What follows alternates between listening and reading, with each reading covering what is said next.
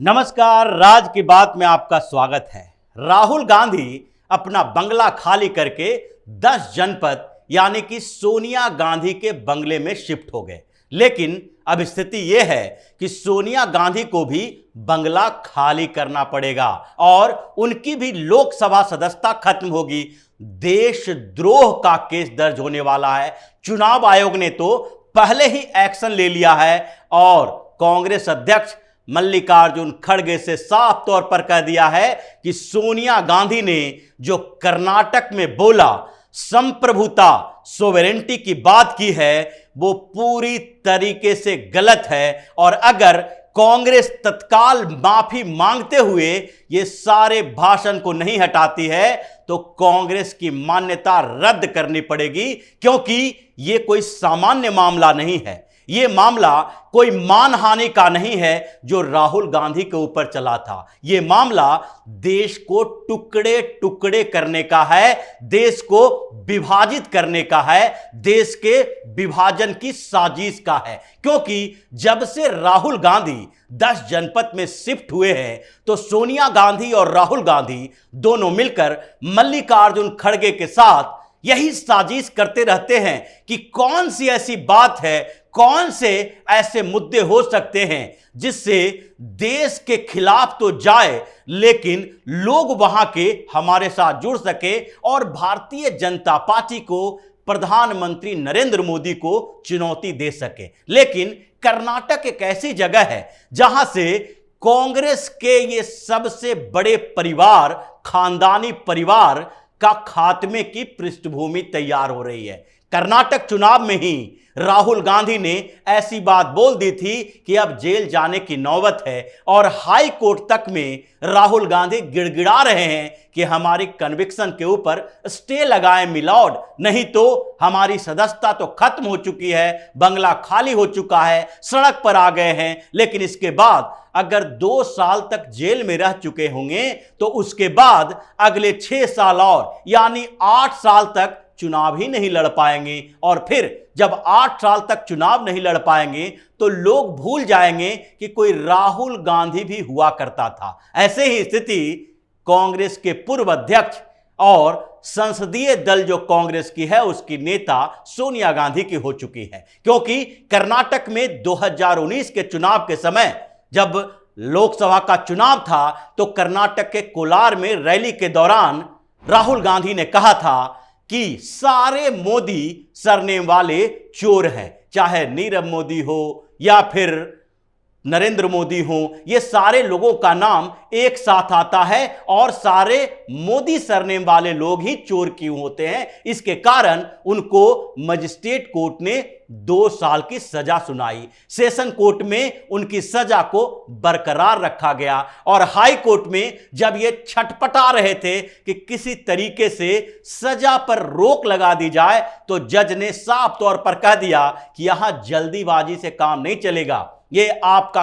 Court नहीं है, ये आपके दरबार नहीं है जहां पर आपने फरमान सुनाया और सब लोग आपके फरमान को पूरा करने के लिए सामने में आ खड़े हुए। ये कोर्ट है, अदालत है और हम अपने अनुसार ही फैसला सुनाएंगे। इसके लिए आप गर्मी की छुट्टी के बाद आए, यानी 8 जून तक कोर्ट में गर्मी की छुट्टी जो चल रही है हाई कोर्ट में, उसके बाद ही उनके सजा के ऊपर फैसला होगा और कन्विक्शन पर स्टे नहीं लगा तो राहुल गांधी की बर्बादी तय है। ऐसे भी वो सड़क पर आ चुके हैं। लेकिन वही स्थिति अब सोनिया गांधी की होने वाली है। सोनिया गांधी भी कर्नाटक के चुनाव में मैदान में उतरी, क्योंकि ऐसे वो चुनाव प्रचार से अपने आप को दूर रखती हैं। स्वास्थ्य खराब है और तबीयत खराब होने के कारण प्रचार में जाना मुनासिब नहीं समझती हैं। इसीलिए अब ऐसा देखा जा रहा था कि हिमाचल प्रदेश का चुनाव हो, गुजरात का चुनाव हो या उससे पहले पंजाब का चुनाव हो या दिल्ली विधानसभा का ही चुनाव क्यों न हो, वो प्रचार में नहीं आया करती थी। लेकिन कर्नाटक का मसला कुछ और है। कर्नाटक में जो दिखाया जाना था वो ये दिखाया जाना था कि जो भारतीय जनता पार्टी की सरकार है, प्रधानमंत्री नरेंद्र मोदी हैं, वो पूरी तरीके से नेहरू खानदान का खात्मा करना चाहते हैं। इसकी शुरुआत राहुल गांधी से की गई है और राहुल गांधी को राजनीति से आउट करने की पूरी तैयारी हो चुकी है। इसलिए ये जो विक्टिम कार्ड खेलना था, इसमें पहले राहुल गांधी पहुंचे, फिर प्रियंका गांधी गई और अपने भाई के लिए बड़ी बड़ी बातें करके आई कि हमारा भाई तो ऐसा है कि वो देश के लिए गोली खाने के लिए तैयार है। गोली खाने के लिए तैयार होने का मतलब है कि अब राहुल गांधी के बलिदान की भी बात प्रियंका गांधी करने लगी, क्योंकि इन लोगों को भी लगता है कि कम से कम अंतिम समय में जो सियासत से नेहरू परिवार का खात्मा हो रहा है, तो एक तो चिराग बचा रहे, चाहे प्रियंका गांधी ही क्यों ना हो। सहानुभूति के लिए यह परिवार कुछ भी कर सकता है। उसके बाद जब राहुल और प्रियंका से बात बनती नहीं दिखाई पड़ी, तो इन लोगों ने कहा कि अब सोनिया गांधी को 10 जनपद से बाहर निकलना चाहिए। और सोनिया गांधी मैदान में उतरी और उन्होंने एक ऐसी बात कह दी जिसको सीधे सीधे देशद्रोह की श्रेणी में लाया जा सकता है, क्योंकि वहां पर इन लोगों ने तो कर्नाटक में कन्नड़ों की बात की और वहां के 6.5 करोड़ लोगों को संबोधित करने की बात कही कि आप लोगों की, यानी कर्नाटक की अखंडता और संप्रभुता, सोवरेंटी की बात कही कि सोवरेंटी को खतरा पहुंचाने वाले जो भी तत्व है उसको माफ नहीं किया जाएगा। अब यहीं पे मामला फंस गया, क्योंकि संप्रभुता यानी कि किसी भी स्वतंत्र देश के साथ जुड़ा हुआ शब्द है। संप्रभु वही होगा जो कि अपना फैसला खुद ले सकता है, कहीं किसी आधार पर किसी से प्रभावित नहीं होगा, बंधा हुआ नहीं रहेगा। यहां पर तो हिंदुस्तान की संप्रभुता की बात हो सकती है। किसी स्टेट की संप्रभुता का मतलब है कि उस स्टेट को हिंदुस्तान से अलग किया जाना। और इसी बात पर सोनिया गांधी फंस चुकी है, क्योंकि सोनिया गांधी ऐसे भी राहुल गांधी की तरह ही हैं। परिपक्वता राजनीतिक तौर पर देखा जाए तो वो राहुल गांधी से ज्यादा दिमाग रखती नहीं है और उनको यह समझ भी नहीं आता है कि पॉलिटिकल साइंस में कौन सी बातें किस चीज के लिए उपयोग की गई है और संविधान में क्या लिखा है। सोवरेंटी शब्द का उपयोग कहां किया जा सकता है, यूनिटी शब्द का उपयोग कहां किया जा सकता है, फेडरलिज्म का मतलब क्या होता है, इससे सोनिया गांधी का क्या लेना देना,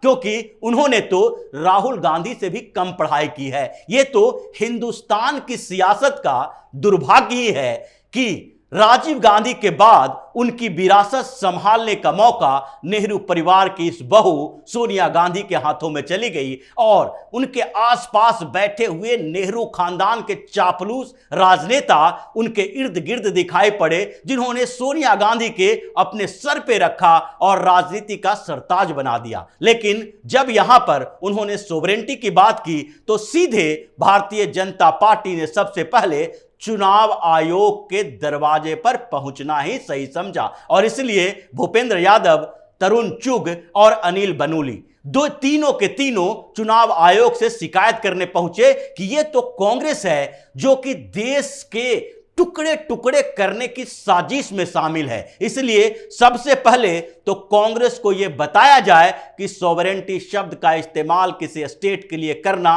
संविधान में देशद्रोह माना जाएगा और इसलिए अगर कांग्रेस इस बात के लिए माफी नहीं मांगती है, हटाती नहीं है वो शब्द सोशल मीडिया से, तो उसके बाद उसके खिलाफ भी कार्रवाई की जानी चाहिए। और यहां तक बात कही गई कि कांग्रेस की मान्यता को भी रद्द किया जाना चाहिए, कुछ समय तक सस्पेंस किया जाना चाहिए, चुनाव लड़ने से कांग्रेस को रोका जाना चाहिए, क्योंकि ये पहली बार कर्नाटक में साजिश नहीं कर रहे हैं। इससे पहले 2018 के चुनाव के पहले की बात कर रहे हैं, जब कांग्रेस की सरकार थी, सिद्धारमैया वहां के मुख्यमंत्री थे और उन्होंने चुनाव से पहले एक बड़ी बात योजना बनाई थी और ये योजना थी कर्नाटक के लिए एक अलग से झंडा होना चाहिए। वो तिरंगा को मान नहीं रहे हैं, कर्नाटक के लिए एक नया झंडा होना चाहिए और उसके लिए डिजाइन को भी कर्नाटक के कैबिनेट ने अप्रूव कर दिया था और उस समय सीएम सिद्धारमैया थे, कांग्रेस की सरकार थी। इस डिजाइन को अप्रूव करने के बाद इन लोगों ने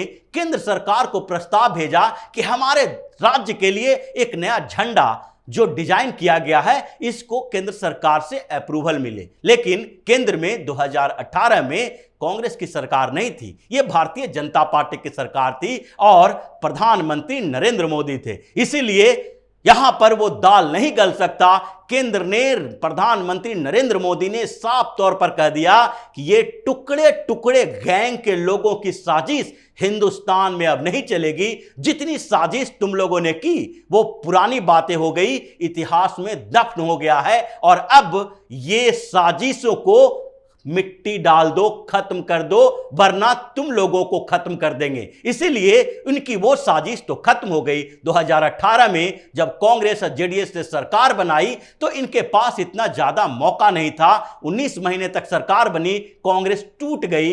19 विधायक कांग्रेस और जेडीएस को छोड़कर भारतीय जनता पार्टी में आए, सरकार भाजपा की बनी। लेकिन इनकी कॉन्स्पिरेसी जो दिमाग में थी वो अब तक बरकरार है और इसीलिए इस चुनाव में भी इन लोगों ने कर्नाटक के सोवरेंटी की बात की, यानी द्रविड़ आंदोलन जो एक समय तक चला था भारत से अलग होने के लिए, सोवरेन स्टेट बनने के लिए, उस आंदोलन को हवा देने के लिए कांग्रेस अब सामने आ गई है ताकि पूरा दक्षिण भारत कर्नाटक के साथ जलना शुरू हो जाए। जैसे इन लोगों ने नॉर्थ ईस्ट को जलाने की साजिश की 10 जनपद में बैठकर, और वहां से जो ईसाई गैंग नॉर्थ ईस्ट में एक्टिव हुआ जिसके कारण मणिपुर की स्थिति खराब हो गई है। सेना और पारामिलिट्री फोर्सेस नहीं पहुंचते तो अभी तक मणिपुर जल गया होता। अभी तक 60 से ज्यादा लोगों की मौत हो चुकी है और 25-30 हजार लोगों को वहां से निकाला जा रहा है। स्थिति इतनी खराब है। कुछ ऐसी स्थिति दक्षिण में करने की साजिश कांग्रेस बना रही थी और इसीलिए सोनिया गांधी के खिलाफ भी एफआईआर दर्ज होने वाला है। इसके लिए बात चल रही है और केस दर्ज होगा देशद्रोह का और उस पर फैसला फटाफट आएगा और फिर सोनिया गांधी की सदस्यता लोकसभा की उसी तरीके से खत्म होगी जैसे राहुल गांधी की हुई है। चुनाव नहीं लड़ पाएंगी और वो जो दशकों से 10 जनपद के उस बंगले पर कब्जा करके बैठी हुई है वो बंगला भी छीना जाएगा और फिर गांधी नेहरू परिवार के पतन के पृष्ठभूमि जो तैयार की जा रही थी उसके ऊपर अंतिम मुहर लगाया जाएगा। तो इसी तरह की खबरों के साथ फिर से हाजिर होंगे। तब तक के लिए बने रहिए हमारे साथ और देते रहिए हमें सहयोग ताकि इसी तरह की खबर हम आपके लिए लाते रहें। धन्यवाद।